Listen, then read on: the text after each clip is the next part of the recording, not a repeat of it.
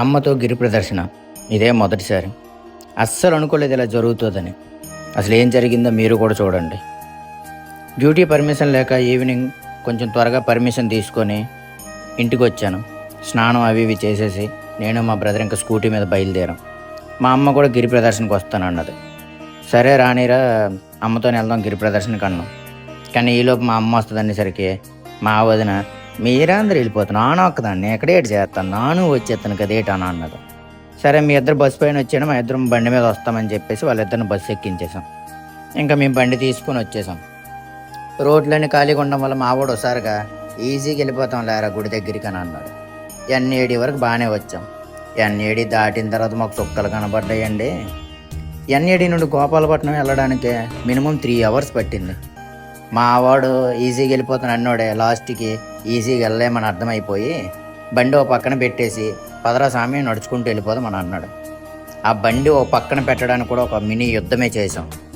బండి ఒక పక్కన పెట్టి హ్యాండ్లాక్ వేసేసి అక్కడ నుండి ఇంకా నడక వీధుల నుండి నడక స్టార్ట్ చేసాం. మా ఆవిడకి అడుగుతున్నాను, ఎంతకల్లా కంప్లీట్ చేస్తావు గిరి ప్రదర్శన అని. తెల్లవారు 4-5 కల్లా ఎట్టి పరిస్థితుల్లో కంప్లీట్ చేసేయాలని అన్నాడు. అలాగా ఇంకా గిరి ప్రదర్శన కోసమని తొలిపావంచ దగ్గర నడుచుకుంటూ వెళ్తున్నాం. ఈలోపు ఒక పెద్ద లైన్ కనిపించింది. ఏంటా ఈ లైన్ అని ఎంక్వైరీ చేస్తే టీ అని తెలిసింది. మా వాడు అసలుకి టీ లవర్ కదా, టీ తీసుకొని తాగేసి బయలుదేరాం.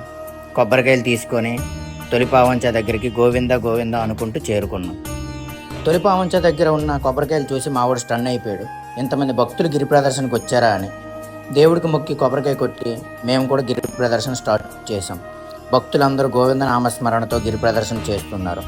ఇంతమంది భక్తులు చూసేసరికి మాకు కూడా ఉత్సాహం వచ్చింది. కొంతమంది అంటూ ఉంటారు సనాతన ధర్మాన్ని నాశనం చేస్తామని. వాళ్ళు కానీ ఒక్కసారి ఈ విజువల్స్ చూసినట్టయితే వాళ్ళ మైండ్ వాళ్ళకి చెప్తుంది సనాతన ధర్మాన్ని ఎప్పటికీ నాశనం చేయలేమని.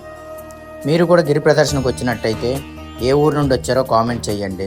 జై శ్రీమన్నారాయణ అని కామెంట్ చేయడం మాత్రం మర్చిపోకండి. లైక్ చేయండి, షేర్ చేయండి, సబ్స్క్రైబ్ చేయండి. ఇంకా మేము హనుమంతవాక వచ్చేసరికి మా వాడు అన్నాడు, అమ్మాలకు ఒకసారి ఫోన్ చేయరా ఎక్కడి వరకు వచ్చారో అని. వెంటనే ఫోన్ చేస్తే మా అమ్మ ఫోన్ లిఫ్ట్ చేసింది.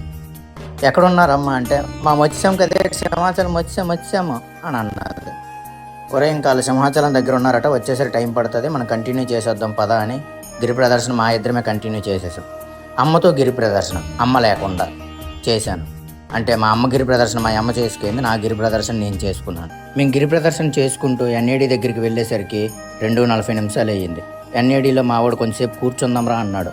లేదురా మనం పూర్తి చేసినంత వరకు కూర్చోకూడదని ఏదో ఒకలాగా మా వాడిని తీసుకుంటూ వెళ్ళాను. తొలిపావంచ దగ్గరికి వెళ్ళేసరికి 3:20 అయ్యింది. దర్శనం వీడియో నెక్స్ట్ వీడియోలో పెడతాను, చూడండి. Thanks for watching.